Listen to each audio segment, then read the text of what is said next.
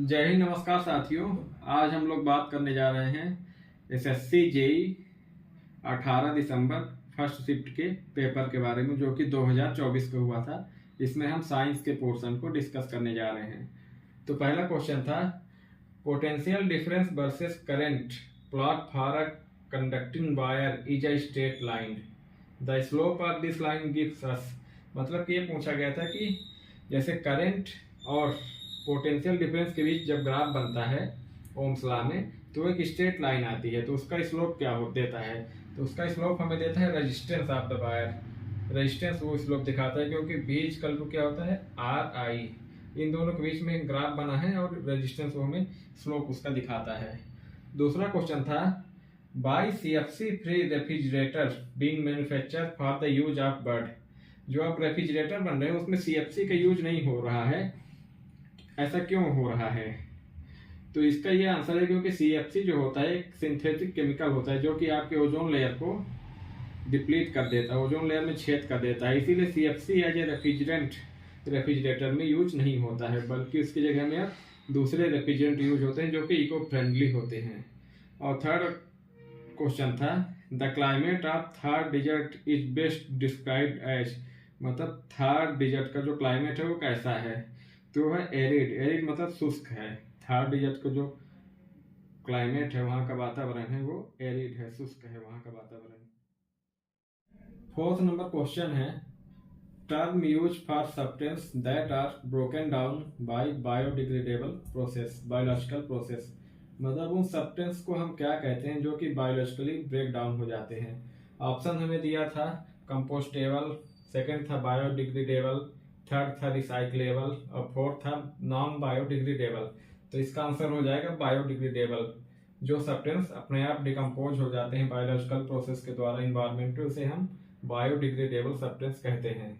Fifth question था, which synthetic chemical is responsible for the depletion of ozone. Ozone के depletion के लिए कौन सा सिंथेटिक केमिकल रिस्पॉन्सिबल है?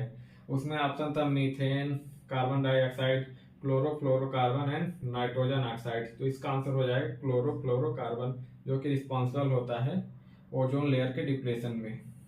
सिक्स्थ नंबर क्वेश्चन था, which substance will take longest time to degradate naturally in the environment.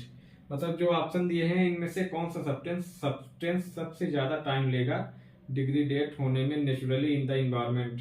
Option था उसमें, पहला लीव्स था, दूसरा लेदर था, तीसरा पेपर था, चौथा कार्डबोर्ड था। तो इसका सही आंसर हो जाएगा लेदर। लेदर सबसे ज्यादा टाइम लेता है गलने में, मतलब डिग्रेडेट होने में नेचुरली इन द इन्वायरमेंट। और सेवंथ नंबर क्वेश्चन था, एक सब्सटेंस पीएच इज 11। मतलब अगर किसी चीज का pH 11 है तो उसका मतलब क्या होगा? उसका मतलब है कि वो सब्सटेंस बेसिक है और वो रेड लिटमस पेपर को ब्लू में चेंज कर सकता है। जिसका भी pH 11 मतलब 7 से ज़्यादा रहता है वो बेसिक हो जाता है और वो रेड लिटमस पेपर को ब्लू लिटमस पेपर में चेंज कर देता है। एट्थ नंबर क्वेश्चन था, which attribute of a paper cup make it better than a plastic cup for environment. मतलब कि पेपर कप जो होता है वो प्लास्टिक कप से कैसे अच्छा है इन्वायरमेंट के लिए? तो उसमें आंसर दिया था disposable, biodegradable, non disposable, non biodegradable. तो इसका आंसर हो जाएगा बायोडिग्रेडेबल, क्योंकि पेपर कप बायोडिग्रेडेबल होता है और प्लास्टिक का नॉन बायोडिग्रेडेबल होता है। नाइन्थ नंबर क्वेश्चन था कि अगर तीन रेजिस्टेंस दिए हैं, एक 6 का है, 6 ओम का, दूसरा 3 ओम का, चौथा और तीसरा 2 ओम का है, तो पूछा है कि इक्विवेलेंट रेजिस्टेंस क्या होगा अगर वो पैरेलल में कनेक्टेड हैं। तो इसका आंसर सोल्यूशन हो जाएगा, पैरेलल में जब होते हैं तो उसे हम 1/6 प्लस 1/3 प्लस 1/2, पैरेलल में होते हैं तो अपान में जोड़ा जाता है, ऐड किया जाता है। तो इसका आपका एलसीएम निकल के आ जाएगा, यहाँ 6 आ जाएगा और यहाँ 1 आ जाएगा, यहाँ 2 आ जाएगा, यहाँ 3 आ जाएगा। तो ये हो जाएगा 6/6, तो ये हो जाएगा 1। तो इक्विवेलेंट यहाँ रेजिस्टेंस आ जाएगा आपका 1 ओम का।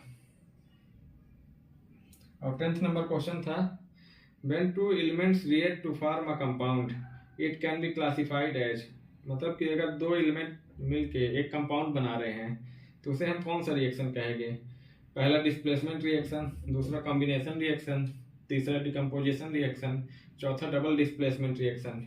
तो ये हो जाएगा आपका कॉम्बिनेशन रिएक्शन। मतलब कि अगर AB प्लस C है, ये दोनों एलिमेंट मिलकर अगर एक नया कंपाउंड बना रहे हैं ABC, तो ये हो जाएगा आपका कॉम्बिनेशन रिएक्शन। और 11th नंबर क्वेश्चन था, if the length of wire shaped register is double. मतलब कि एक बायर के शेप में एक रजिस्टर है जिसकी लेंथ अगर डबल कर दी जाती है तो उसके रजिस्टिविटी पर क्या फर्क पड़ेगा।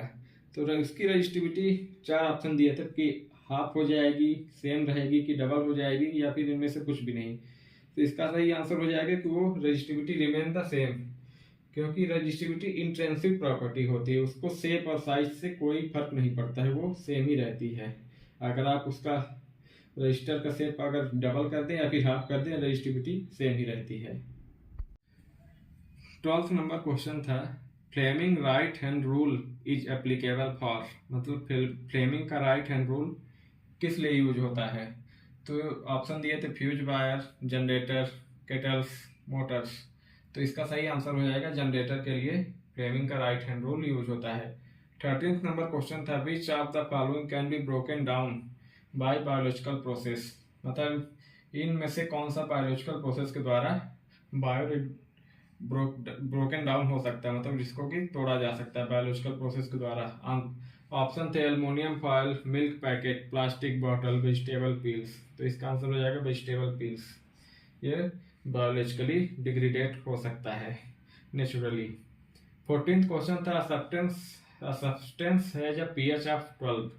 कोई एक सब्सटेंस है जिसका कि pH 12 है, तो which ion concentration is higher in this solution. तो कौन से आयन का कंसंट्रेशन ज़्यादा होगा। ऑप्शन था H plus ion, OH negative ion, या फिर both H plus and OH negative, या फिर मोर number of H2 negative ion and more number of Cl negative ions. तो इसका सही आंसर हो जाएगा OH निगेटिव, क्योंकि जब pH 12 रहता है मतलब सोल्यूशन बेसिक है, तो उसमें से OH की कंसंट्रेशन ज़्यादा हो जाती है। और 15th नंबर क्वेश्चन था, by iron filing arrange themself in a pattern in a bar magnet. Iron filing अपने आप को एक बार मैग्नेट के पैटर्न में कैसे अरेंज कर लेती हैं। तो उसका एक कारण होता है कि अगर बार मैग्नेट रखा है तो एक ही लाइन में कैसे अरेंज हो जाती है। तो वो होता है because of magnetic field. Magnetic field के कारण आयरन फिलिंग्स जो होती हैं वो अरेंज कर लेती हैं एक अपने आप को in a pattern in a bar magnet. Thank you.